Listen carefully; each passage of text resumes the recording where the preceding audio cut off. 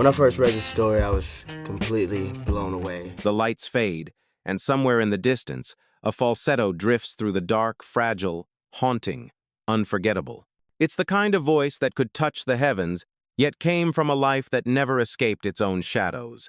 He sang about love, as if it could save him. But in the end, even the music couldn't silence the pain that followed him from childhood to fame. What happens when a gift so rare becomes the very thing that breaks you? This isn't just another story about success and downfall. It's about a voice that once defined a sound and the man who paid the price for it. Let's get into his story right now. Let me know where you're watching this from in the comments. Grab yourself a warm drink, maybe a cup of water or tea, sit back, and let's start this journey together. Before the bright lights and the music that would define an era, there was a small house on the east side of Detroit, a place where dreams were louder than comfort. Inside that house lived the DeBarge family, 10 children bound together by music, survival, and silence. Among them was Bobby, born Robert Louis DeBarge Jr. on the 5th of March 1956. His mother, Ederline, called him her quiet storm. His father, Robert Sr., carried a rage that never seemed to sleep. Detroit in the 1960s was alive with rhythm. Motown ruled the airwaves, and the city pulsed with the sound of possibility. But inside the DeBarge home, that rhythm often came from pain. Bobby's father, a white man, was known for his violence. His mother, a black woman, endured it in silence. The color of their skin made their union a target for prejudice, but it was what happened behind closed doors that left the deepest scars. It was said that Bobby bore the worst of his father's anger.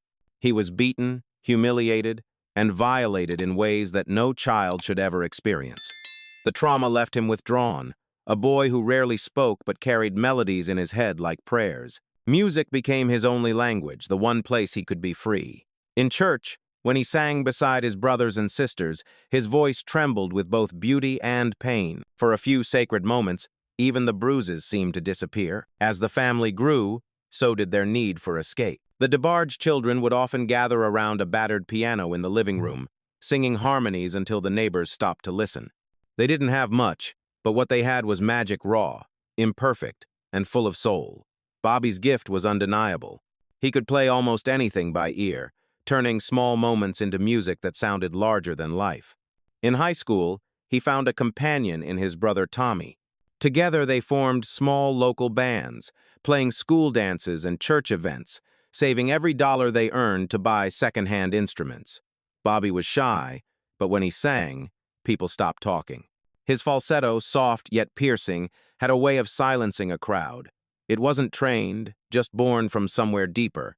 It was the sound of a boy trying to make peace with his pain. Around that time, a friend introduced Bobby to the world outside Detroit, a place where soul music was not just an escape, but a profession. That friend helped him land a gig with Barry White's band, a dream opportunity that showed Bobby what real stages felt like. But just as doors began to open, another one closed. Temptation followed him, and so did the drugs that would one day claim his promise. He was still young, still learning, and already walking the thin line between talent and tragedy. Despite the chaos at home, Bobby remained close to his mother, who kept her faith alive through gospel and prayer. She told him that his voice was a gift from God, something meant to heal others even if it couldn't always heal himself. Her words stayed with him. Years later, when he sang those heartbreaking love songs, you could hear the echo of that belief in every note. By the mid-1970s, Detroit had changed. The factories were closing, the dream was fading, and the music scene was shifting west to Los Angeles. Bobby and Tommy began to talk about leaving, chasing the sound that had once come out of their city but now belonged to the coast. They played small gigs in clubs, crafting harmonies that caught the attention of local musicians. There was something about their blend, a mix of sorrow and soul that people couldn't forget. But even as Bobby dreamed of bigger things, the darkness never let go. The abuse, the confusion about who he was, and the quiet shame he carried it followed him everywhere. He rarely spoke of it, but those who knew him said he carried a sadness that no amount of applause could erase. Still, when he sang, it was as if the pain turned to light. By the time the opportunity came to form a real band, Bobby was ready to leave Detroit behind. He packed his dreams, his instruments, and his silence, and set his eyes on California, the land of sunshine and second chances. What he didn't know was that the same fire that made him brilliant would one day burn him down. Before he ever became the lead voice of Switch, before the fame, before the heartbreak, there was just a boy standing by a cracked window, watching the city lights of Detroit flicker through the night. Somewhere between those lights and the darkness behind him, he started to sing not for fame, but for freedom. By the late 1970s, Detroit had given Bobby DeBarge all it could: rhythm, pain, and the hunger to escape. With his brother Tommy, he spent his nights in smoky clubs, playing small gigs where dreams were louder than applause. His falsetto floated through the noise, haunting and fragile, like a voice meant for a bigger stage. That chance came through a friend, Greg Williams, who believed Bobby's voice could reach far beyond Detroit. Together, they recorded a demo and started shopping it around, hoping someone would listen. Fate intervened when the tape reached Jermaine Jackson, a member of the Jackson 5. Jermaine was impressed and invited the band to Los Angeles for an audition. But by then, Bobby had fallen deep into heroin. When his friends left for L.A., he stayed behind, lost in the habit that would chase him for life. Yet Greg refused to give up. "You're the voice," he told Bobby. "They need you." Those words pulled Bobby back from the edge. He got clean, boarded a plane to California, and walked into destiny. The audition for Berry Gordy, the legendary founder of Motown, became the turning point. Standing before Gordy and the label's top producers, Bobby sang as if his life depended on it. His falsetto filled the room, aching, beautiful, unforgettable. Gordy signed them on the spot to Gordy Records, a Motown subsidiary. The band called themselves Switch, named for their ability to trade instruments and harmonies mid-song. But beneath that name was another truth: they could switch emotions just as effortlessly. And Bobby was the heart of it. In 1978, Switch released their self-titled debut album, led by the hit single There'll Never Be. The song became a platinum success, climbing the R&B charts and giving the group instant fame.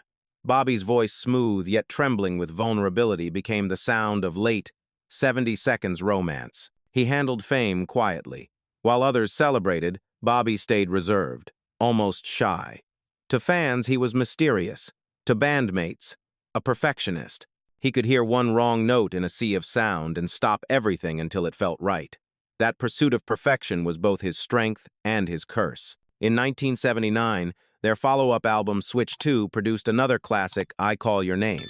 The rumor was that Bobby wrote it for LaToya Jackson, whom he was seeing at the time. Whether true or not, the pain in the song was real. His falsetto carried longing, heartbreak, and a kind of truth only he could express. By now, Switch had become one of Motown's brightest acts. Yet Bobby often seemed distant, as if success couldn't quiet the storm inside. Friends described him as gentle, even humble, but with eyes that looked somewhere far away, towards something he'd lost long before fame. He didn't just sing, one producer said years later. He confessed. For a moment, Bobby DeBarge had everything he once dreamed of: the stage, the applause, the love songs. But the same fire that made him shine was already flickering at the edges. The next chapter of his story would show how quickly light can fade when it burns too bright. Success came fast, but peace never did. By 1980, Bobby DeBarge was at the center of everything: fame, music, adoration, and yet he seemed to be drifting farther from himself. Behind the stage lights, he carried the same silence that haunted him as a child. The applause couldn't fill it. The drugs he once escaped from had found him again. After Switch 2, the group's momentum began to slow. Motown shifted its focus to new acts, and Bobby's perfectionism began to wear on his bandmates. He demanded precision, emotion, truth, things not everyone could give night after night. Some said he was controlling. Others said he was just too sensitive for the business. Either way, cracks began to form in the harmony they'd once shared. Around the same time, Bobby's family was rising. His younger brothers and sister Elle, Bunny, and Randy had formed DeBarge, another Motown group carrying the same signature blend of soul and pop. The label saw them as the next generation, polished and radio-friendly. Bobby loved them deeply, but he couldn't ignore the shadow it cast over his own career. For years, he had been the trailblazer, the one who opened doors. Now those doors seemed to close behind him. He and his brother Tommy eventually left Switch, hoping to help the family's new group find their sound, but contractual issues with Gordy Records tied their hands. Bobby was offered a solo deal by Motown, yet his addiction made it impossible to stay consistent. Missed rehearsals, studio delays, broken promises, the same old ghosts returned, and this time they took more than his voice. Friends remember a moment when Bobby tried to record again a solo track that never made it past demo stage. His voice was still pure, but the confidence was gone. He stared at the microphone as if it were judging him. "It's not the same anymore," he whispered. The engineer said nothing. There was nothing to say. The breakup with LaToya Jackson deepened his downward spiral. The relationship had been glamorous but fragile, two young artists trying to understand fame and loneliness at the same time. When it ended, Bobby fell into depression. Rumors of his sexuality became gossip for tabloids, but behind the whispers was a man searching for acceptance, something the world rarely offered black men in that era, especially those in R&B. The music business moved on quickly. Switch continued with new members. DeBarge soared to fame with hits like Rhythm of the Night, and Bobby, the one who started it all, faded quietly into the background. He tried to stay afloat, producing, mentoring, even writing for others, but the calls came less and less. By the late '80s, desperation took over. Out of money and disconnected from the industry, Bobby and his younger brother Chico turned to the streets. They started dealing drugs not for power, but survival. It was a tragic irony. The man who once sold love songs now sold what was killing him inside. In 1988, Bobby was arrested in Grand Rapids, Michigan, on drug trafficking charges. The sentencing was harsh, 5 years in federal prison. For a man once surrounded by music and light, the silence of a cell was unbearable. That was the true turning point, not fame, not success, but the moment when the music stopped. Behind those bars, Bobby faced himself for the first time. No stage, no audience, no escape. Just the echoes of a voice that once moved millions. Years later, his brother Chico would say, "Bobby never stopped hearing music even in prison. It just got quieter." For a brief moment, it seemed as though Bobby DeBarge's story might find redemption. When he walked out of prison, the air felt different, quieter, heavier, but free. The 1,980 were nearly over, and the sound of R&B had changed. Still, when Bobby sang, people listened. That voice, though worn, still carried the same ache. It always had a mix of beauty and sorrow that no time could erase. He returned home to a family that had finally achieved the fame he once dreamed of. DeBarge, his siblings group, had become Motown's crown jewel with songs like All This Love, Time Will Reveal, and Rhythm of the Night. They were loved, celebrated, and played everywhere from car radios to wedding receptions. And even though Bobby was proud, there was pain in watching from the sidelines. He had helped build the road, but now he could only walk its edge. Still, he refused to let silence define him. Friends say he came back from prison determined to make music again. He spent hours at the piano, sketching melodies, reworking old lyrics, trying to rebuild what he'd lost. His brother Chico, who had also found success as a solo artist, became his closest ally. Together, they recorded demos, raw, emotional tracks that sounded less like pop and more like confession. In 1995, Motown released It's Not Over, a posthumous project that carried the weight of his years. But long before that, Bobby had begun reconnecting with musicians who still believed in him. He joined jam sessions, small studio projects, even offered vocal arrangements to younger artists inspired by Switch's harmonies. For them, Bobby wasn't a fallen star, he was a mentor, a quiet master who understood that pain could teach as much as talent. During those final years, Bobby seemed softer. The anger was gone, the edge had dulled. He smiled more often, though his eyes carried stories he no longer told. He knew the industry had changed the glitz, the money, the flash, but he also knew that what mattered most had never changed, the music. When he sang now, it wasn't for fame or redemption. It was for release. His falsetto, though thinner, still shimmered in the air. He sang with a kind of peace that comes only after you've made peace with the past. In one of his last interviews, he said quietly, "I've seen what the lights can do. They can blind you if you stand too close." People who saw him perform in those years say his voice could still stop a room. Not because it was perfect, but because it was honest. There were cracks now, places where the notes trembled, yet those imperfections made it more human, more alive. He no longer sang like a man chasing a dream, but like one finally learning to rest inside it. To the world, DeBarge remained the face of success. But to musicians, insiders, and those who remembered Switch, Bobby was still the legend behind the sound, the architect of an era. His influence could be heard everywhere, from the falsettos of Prince to the smooth tones of Maxwell and D'Angelo. They carried echoes of his style, knowingly or not. There was poetry in that, the idea that even if he never regained fame, his sound lived on in others. He had become part of R&B's DNA, a quiet note woven into the genre's most beautiful harmonies. For a man who once sang to be seen, Bobby DeBarge's greatest triumph was finally being heard not by millions, but by those who truly understood what it meant to feel. Every story of glory carries the whisper of an ending. For Bobby DeBarge, the signs had been there all along, in the quiet pauses between songs, in the way his hands trembled when he played, in the sadness that never truly left his eyes. Even as he tried to rebuild, the past had its grip on him. Fame had faded, but the old wounds still lingered like ghosts that refused to rest. By the late 1980s, his addiction returned, quietly at first, then louder. The years of heroin use had left scars on both his body and mind. Friends said he wanted to get clean for good, but pain, emotional, physical, spiritual, was hard to silence.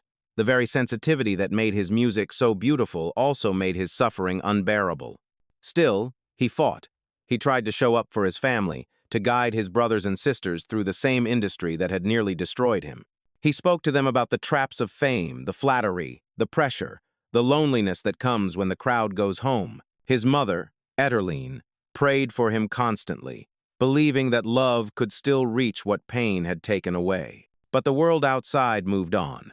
The R&B sound was changing, and Motown was no longer the empire it once was. Bobby's name faded from the charts, then from the studios.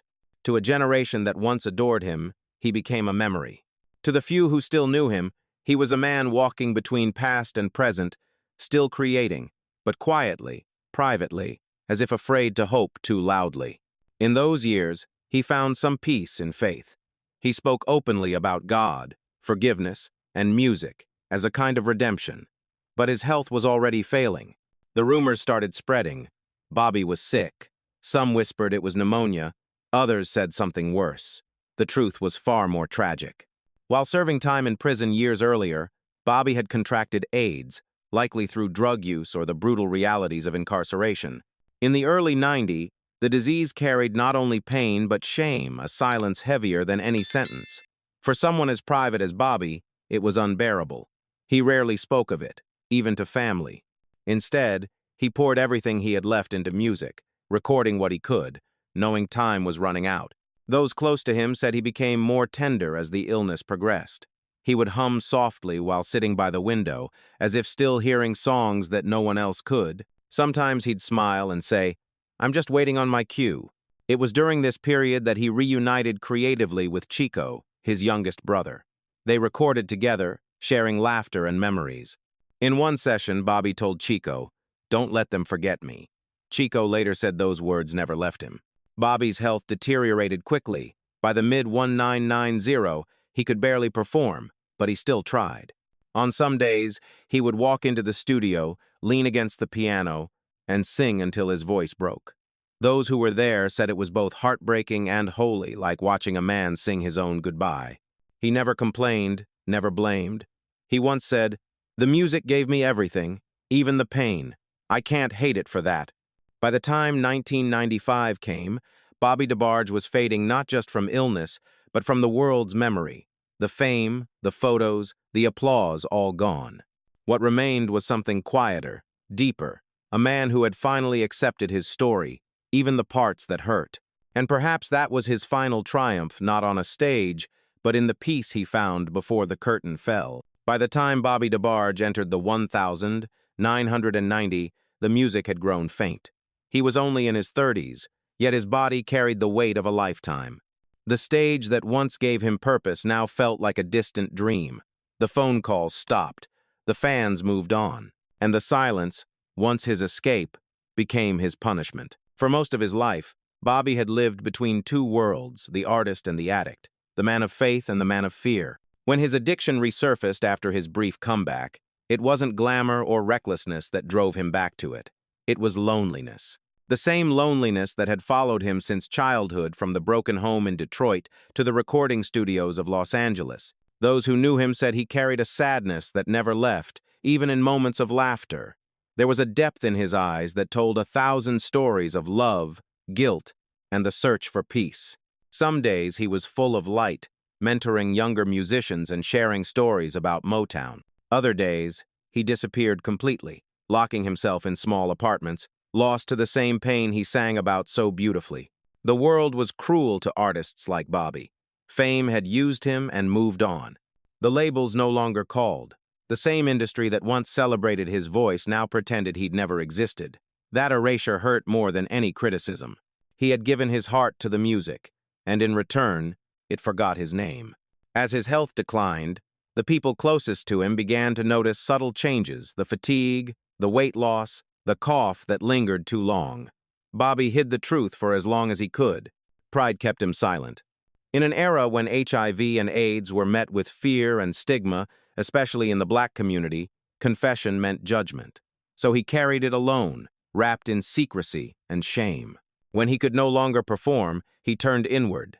Music became prayer again, not for fame, not for forgiveness, but for peace. He played the piano late into the night, humming softly as though speaking to someone beyond reach. "Every song I ever wrote was a letter," he once said. "I just never knew who I was writing to." Emsel. In his final months, friends described him as calm, even graceful. He had stopped fighting the disease, stopped hiding from the past. There was a stillness about him, as if he had finally made peace with the boy he once was and the man he became.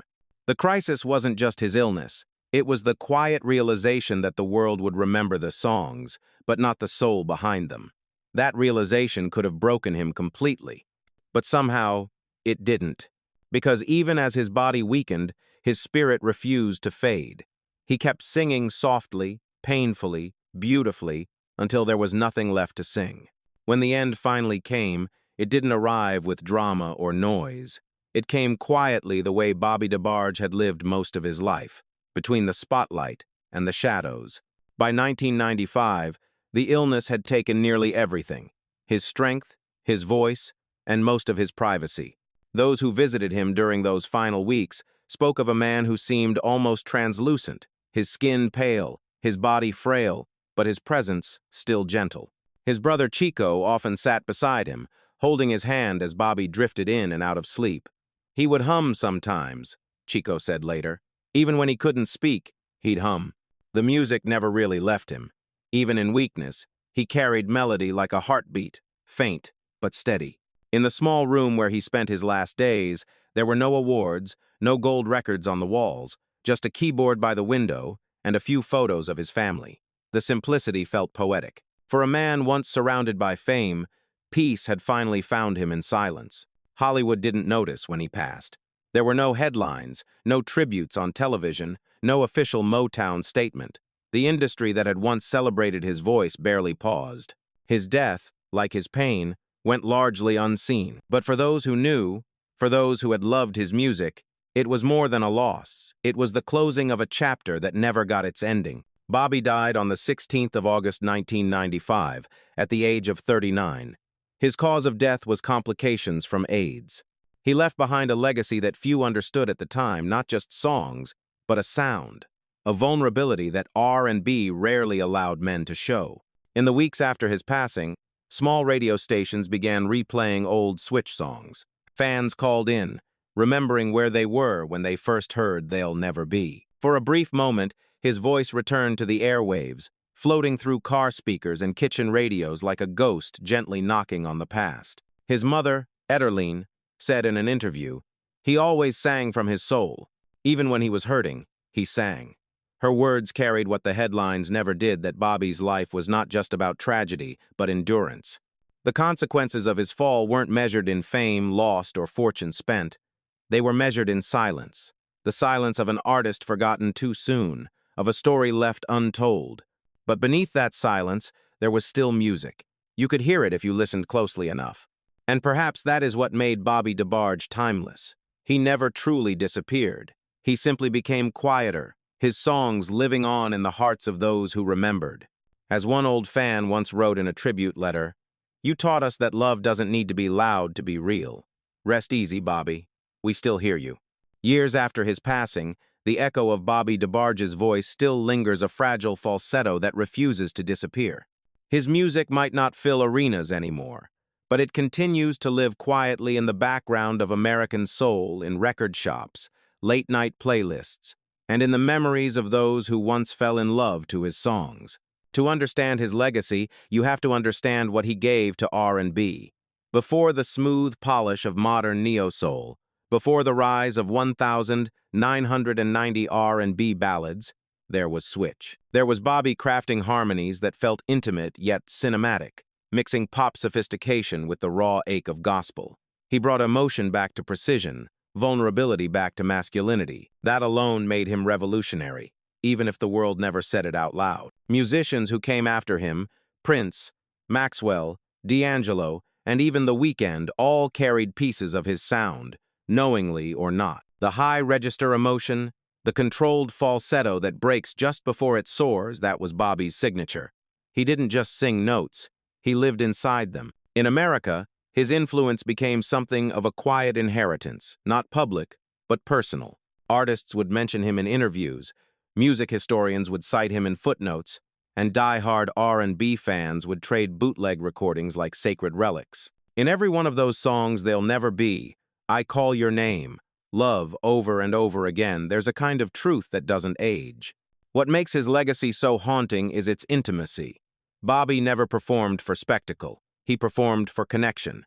You can hear it in the breath between words, the tremor at the end of a line. He was never trying to prove greatness, he was trying to survive it.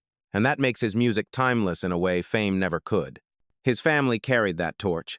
Eldest DeBarge, with his velvet voice and elegant phrasing, often credited Bobby as his greatest teacher. "He showed me how to feel," El once said. "He taught me that the note doesn't matter if the soul isn't in it." Their voices, though different, shared the same longing, the ache of men who had seen too much too young. In recent years, documentaries and retrospectives have begun to revisit his work. Music critics now speak of Switch not just as a group, but as a bridge between classic Motown and modern R&B, a transition that made emotion fashionable again. Younger audiences discover him through streaming platforms, hearing that falsetto for the first time and wondering why they never knew his name. Maybe that's the most bittersweet part of his story, that his genius is being rediscovered by a generation too young to remember him. But maybe that's also the point. True artistry doesn't fade, it just waits to be found again. For those who knew him, Bobby DeBarge was more than a musician. He was a mirror reflecting both the beauty and the fragility of human life. His story reminds us that greatness is not about how long you shine, but how deeply your light reaches before it fades. And Bobby's light, however brief, reached farther than even he ever realized. Time has a way of rewriting stories. For years, Bobby DeBarge's name sat quietly between the pages of music history, unspoken, uncelebrated, yet never completely gone. But slowly, piece by piece, the world began to remember. In the early 2000s, the digital age gave his music a second life. Fans uploaded Switch performances to YouTube, shared live recordings, and rediscovered interviews that captured Bobby's shy smile and thoughtful voice. The comment sections filled with words like, "I still get chills when I hear him sing," or "He should have been bigger than he was." For many, it wasn't nostalgia, it was gratitude. They were thanking a man who once gave their heartbreak a soundtrack. In 2019, a television biopic titled The Bobby DeBarge Story aired on TV1, introducing his life to a new generation. It didn't glorify his pain, but it reminded audiences that behind the tragedy was a man who tried, and that trying, in itself, was grace.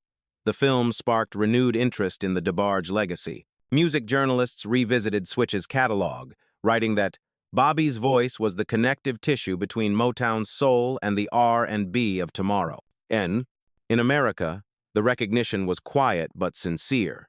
Local radio stations began dedicating late-night segments to forgotten legends, and Bobby's name was always among the first mentioned. Younger artists sampled his melodies, blending his sound into modern R&B. And among musicians, there was an unspoken respect, a sense that they were borrowing from a voice that still hovered in the air. Globally, his reach extended in ways he never lived to see. European soul collectors hunted down Switch vinyls. Japanese fans praised his artistry in magazine retrospectives. British DJs spun his songs at retro nights, calling him the lost prince of falsetto. Across oceans and decades, the same truth remained that a good voice fades, but a true one echoes forever. His story also changed how people spoke about vulnerability in black male artists. In a world that once demanded strength above all, Bobby dared to sound fragile. His music gave permission for men to be soft, to feel, to ache openly. That emotional honesty became the heartbeat of later generations of R&B singers. Among fans, the most common sentiment isn't pity, it's recognition. They don't see Bobby as a fallen star.